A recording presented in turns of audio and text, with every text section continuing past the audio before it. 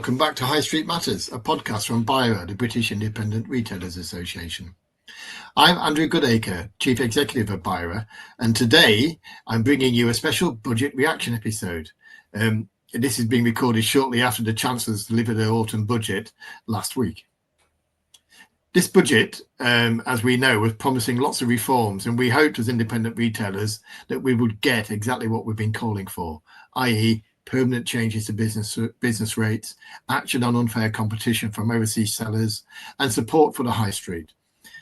Now, has it delivered? And that's the question that I will be answering or trying to answer in conversation with John Jones, one of our members, and actually who's also president of BIRA at this moment in time. John is the managing partner of Philip Morris and Son, a family-run department store in Hereford, and I think it's been going for John will know exactly, but it's more than 150 years, I think. So they've seen many a budget in that time. So, John, yes. Hello, yes, 170 years. 170 years, fantastic. Actually, probably one of our oldest members when I think about it. So, John, what went through your mind when you was listening to the Chancellor's speech? Well, initially, it was sounding all right. I was thinking that there are a few things there that sound like they support retail, and this might not be as terrifying as the press had us believe in the build-up to it. Unfortunately, the devil's always in the detail, and as we then scratched below the surface, what she announced and what it turned out to be were two very different things. That I thought rates were going to be all right. It's turned out we've got a 45% increase by the time transition relief runs out. I was quite pleased by the low value package changes. It turns out they're in 2029, so that's way too late. The minimum wage was obviously announced the day before and was sort of in line with expectation, but that's obviously a huge pressure on retail as well. And you've got rates there as well. So there were lots of things that were rather disappointing in the end. And before we go into those specific details of business rates, low value imports, etc., we were very unhappy within BIRA that the budget was set for November 26th, which is right in the middle of the so-called golden period for retail. Did you see a negative impact from this budget in that respect?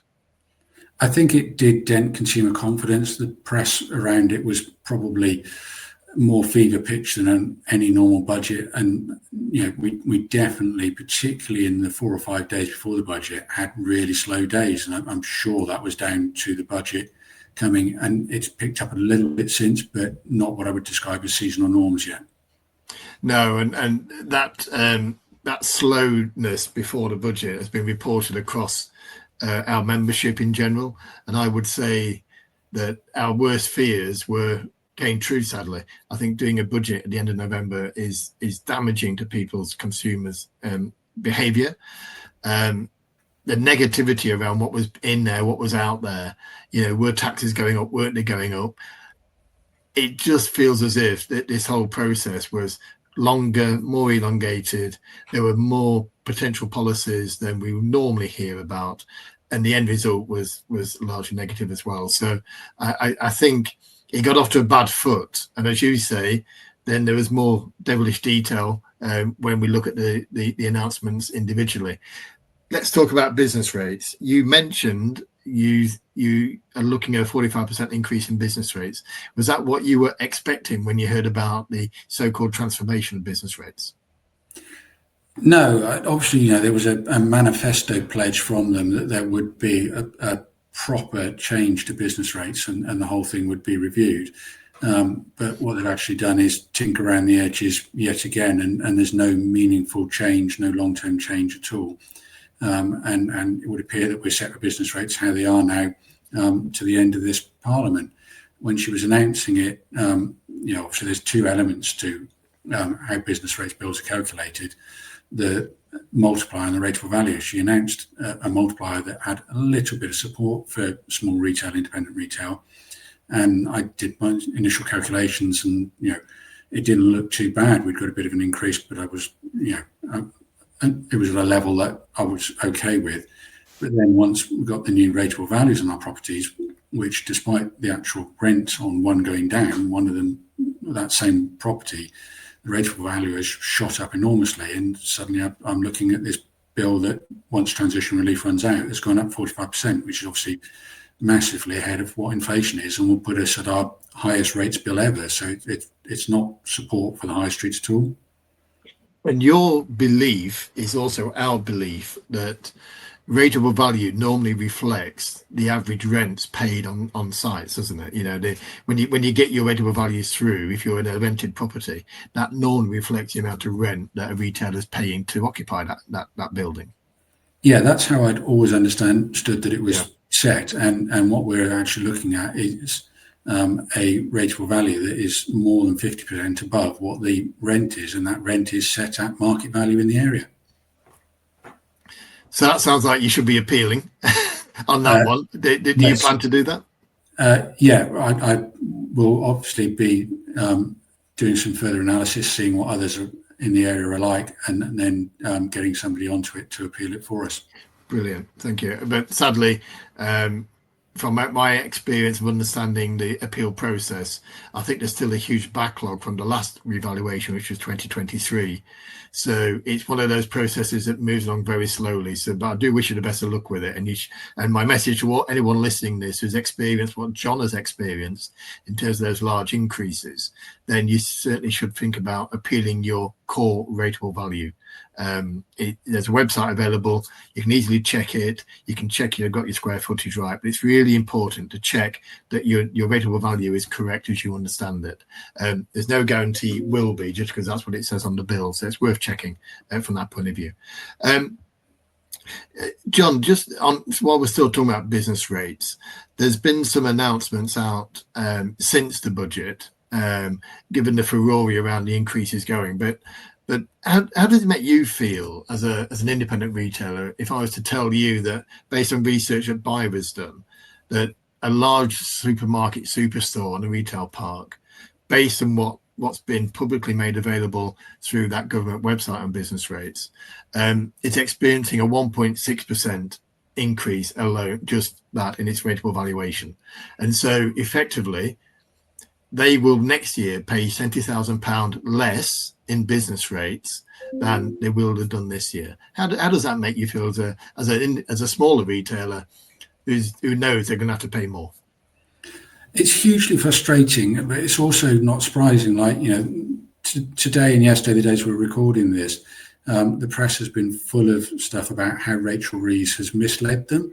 And to be honest, that's exactly how I feel about it, that it's another example of how we've been misled, because what she said was support for small retail, and actually putting some of the emphasis onto the bigger retail units.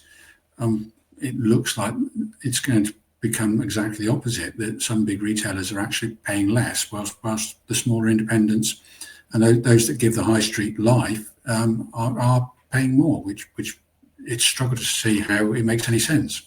It's perverse, isn't it? It's counterintuitive. I can't quite find the right word or phrase for it, other than it is fundamentally wrong. Yeah. That large companies, and I don't want any retail business to pay more than it should do on business rates, but I think if you would have said to Sainsbury's, you will pay no more business rates than you have done this year, next year, let's say they'd have kept it level, Sainsbury's would have snapped their hands off. It's a Sainsbury's example that I quoted, and they must be cock a hoop to think that they overall now across the whole estate will probably pay a lot less in business rates than they have done this year. And that is not how this transformation was presented to us, was sold to us. And your sense of disbelief and that feeling of being misled, I can guarantee you is transmitted across the whole of our membership, from what I've read on various forums and in emails and in phone calls I've had with members. The other issue, on from business rates, I think we could talk about it for the rest of this conversation, but let's now talk about low value imports. I remember a board meeting we were at some months ago. I think I remember last year's conference, which you co-chaired with me, and this issue of cheap imports coming into the UK was raised then. So that's more than 13 months ago. Why is it such a big issue for you, the cheap imports coming into the country? Well, it's an issue on several levels. That obviously, there are very, very cheap things coming in from abroad. That they've got a competitive advantage because they're not paying the VAT, they're not paying the duty, etc. They're not paying all those routine overheads that we have to pay in this country, like business rates. They're not hampered by our minimum wage and national insurance increases and those sorts of things, because the goods are coming straight from generally China to the consumer in this country. It is good for the consumer, I acknowledge that, because they get very low value items at exceptional prices. But that's all money lost to the economy in this country. It's all money lost to the high street, and even people like Amazon are being hit by it, and it has essentially no economic value to this country at all, and so it's very frustrating that they've been so slow to act on it. I remember very well when you used that phrase, no positive impact on the UK economy, that no contribution to the UK economy whatsoever, because these companies are based outside the UK, aren't they? They may register addresses in the UK in order to avoid VAT, which is a different story in its own right. But actually, any sales through those online channels, through these overseas channels, really that money stays overseas, doesn't it? None of it comes back into this country. At least Amazon employ people here. Yeah, that's exactly right. And Amazon pay a bit of tax here, and they have warehouses here and so on. Whereas these big players from China, primarily we're talking about the likes of Temu and Shein, they're not doing that. So you are getting that zero economic benefit in this country. And there's also wider issues like, the quality and safety of these items, that actually they're not passing the normal rigorous checks that goods sold into this country have to go through. And so the consumer can't be sure that what they're buying is actually safe. And isn't that simply just the single biggest frustration, or the adding insult to injury? The likes of your business and many other independent retailers, we competed with the online giants for a long time now. And, Amazon have been around for many years. Shein, Temu bring a different dimension to it. And this idea of product safety, it's a wild west online, isn't it, with some of these companies? I've seen reports where products barred in this country are still found online. And it's very easy to find them. There's no dark web. You just got to put the product name in and you will find it, even though it is barred in this country. And it just strikes me, for that reason alone, there should be more regulation on what happens online, let alone just closing this duty. Yeah, that's absolutely right. We've got all sorts of regulations we have to apply to, from employment law, health and safety, product specific things and so on. And all of that is being bypassed by a lot of these products. And so it's another thing that means that it's not a level playing field, and there's competitive advantage that they've got that means that they can provide these very cheap products in a way that traditional retailers in this country will never be able to get near to. So in the budget, we heard the Chancellor tell us that she had decided to close this loophole, and I think your heart will have soared, and my heart would have jumped a beat, thinking fantastic. And then we heard it might take up to 4 years to do this. Do you think it should really take 4 years to do this? I have no idea why it needs to take 4 years. America have done exactly the same thing. Far be it for me to praise Donald Trump, but he's done it in less than 6 months. And why can we not do the same? It's a revenue source lost to the Treasury at a time when they're constantly telling us how short of money the country is. There's revenue that they could be raising straight away there. Why delay getting that revenue until 2029? And building on those points, you're right, America has done it in less than 6 months. And their duty is considerable. They had an even bigger low value threshold, so they've done a huge job there. Europe is doing something similar next year. And in terms of volume of products coming into the UK, we think very shortly it will be up to 1 billion products a year coming in under this threshold. 1 billion products. You simply added a £10 duty, you created £10 billion of income coming into the UK. Yeah. that would pay for a lot of rates reform, a lot of proper wholesale reform of business rates if the two policies were joined up, would it not? Yeah, you have to wonder whether there's something more behind it that they're not telling us. Yes, and my thoughts go to a couple of months ago. They announced they started trade talk to China. We know where the threat is. Shein, Temu, they're the companies exploiting this loophole. And I do question if it is all tied up with a Chinese trade deal, and they don't want to make that harder than it will already be by closing this loophole within the next couple of years. That is frustrating because that feels as if the China trade deal is far more important than high streets in the UK. But that's a different topic we'll come on to later on. The final element of the budget that really impacts retail, John, is national living wage and national minimum wage. Just to clarify the difference between the two, national living wage is the level paid to people 21 years and over. That was increased by 4.1% or 50 pence from £12.21 to £12.71. The national minimum wage is paid to 18 to 20-year-olds, and that was increased by 85p or 8.5%. 4.1%, some would say that's a bit closer to inflation than previous years, but it's still above inflation. How does that land with your business? Yeah, it was where we expected, but it's still another big increase on top of a series of big increases that, it makes it harder and harder. We have to, keep looking at the numbers that we're employing and make sure that things are viable. It's certainly not helping. It's certainly not a pro-growth thing. The younger persons, the 18 to 21 rate, I really struggle to understand that in a world where there is huge problems with youth employment.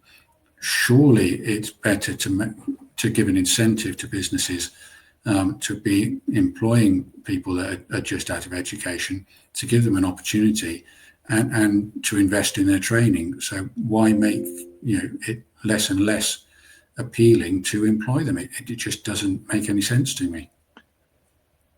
And let's not forget, of course, in terms of that youth rate, that's gone up 8.5% this year. There's still a commitment from this government within this parliament to actually bring 18-year-olds in line with 21-year-olds, and the national living wage, the current level 1271, applying to 18-year-olds as well.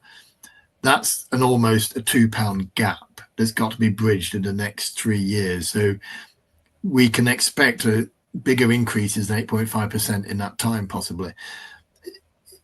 Let's be clear, as an employer of employing many people over a long period of time, that poses a problem, doesn't it? Because employing 18-year-olds with limited experience, limited skill set, because they are 18, it's not their fault necessarily.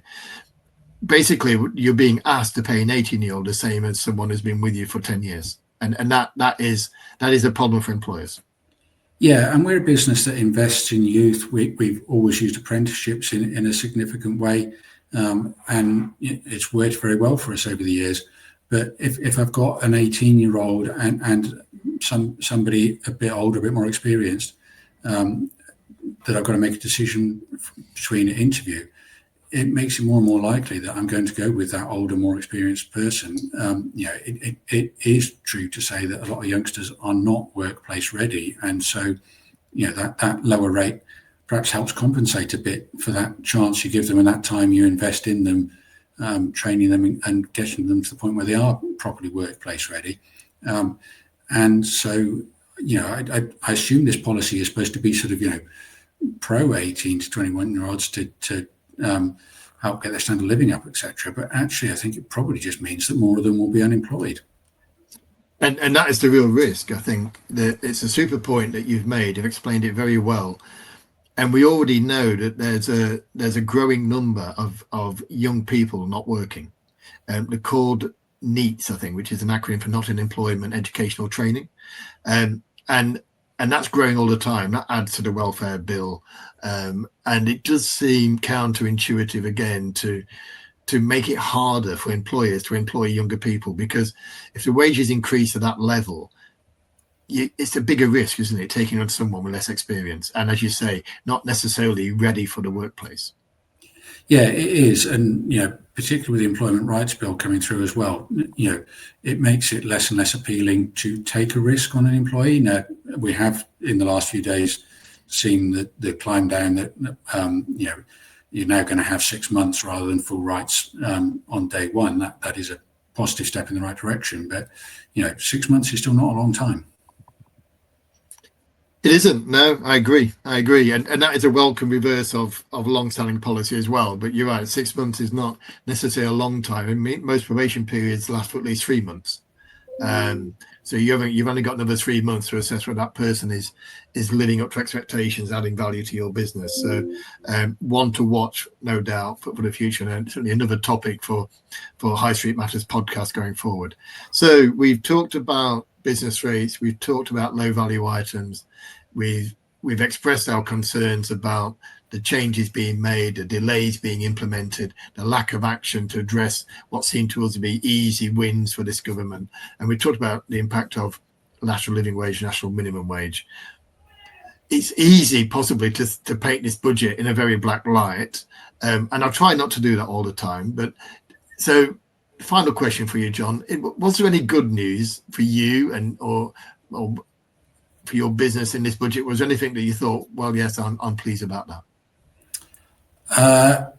Yeah, I like to be glass half full, but actually, I think it's a bad budget, and the reason for that is not really to do with the three items we've talked about above, but the fact that there is nothing for growth at all. Yeah. If there was something that would drive some growth, and it wouldn't matter about the increasing overheads then, because we'd got the growth to go with it. But actually, I don't think there's anything in this budget at all for growth, and I don't think this government understands growth. I don't think it understands business, and it seems to think that business is a cash cow that it can keep coming back to, and it really can't. If there is not a way to grow, that there's both an impossibility for businesses to grow because they can't afford it, but also a mindset of, do you know what, it's really not worth it.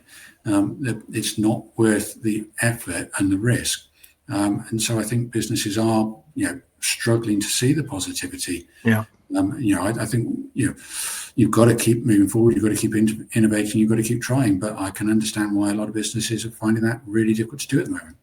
Yeah, very good point. And it is remarkable to think that a government, that started out its term in Parliament with its first budget called a budget for growth, has delivered a second budget has no growth measures in it, according to the Office of Budget Responsibility. This isn't just our view as retail professionals. This is the Office of Budget Responsibility saying there's no growth measures. And in simple terms, the reason growth is so important to high streets, whether you're retail, hospitality, whatever, is that growth in the economy often comes from higher employment, higher wages, investment by both government and private investment, and everyone is better off as a result of growth, which then hopefully gives people more chance or more opportunity to spend discretionary expenditure on the high street, whether they're eating out more, going to cinema more, or buying more from Philip Morris and Son in Hereford. So that's why growth is so important, and it is very worrying if you're a retail business to see that the growth measures are missing from this budget. Yeah, it absolutely is. And we've got, pressure on margin. We've got pressure on overheads. And so growth really would be the answer. And I think the most worrying thing is they keep talking about growth like it's the top of the agenda and then doing absolutely nothing for it. And it almost implies that they really don't understand it. Yeah, I think that's probably a good point to end this podcast. It was really to review the budget. We would love, both myself and John have really tried to find positives. It's really hard to find a positive if you're involved with the retail sector. That's a sad fact on this one particular budget.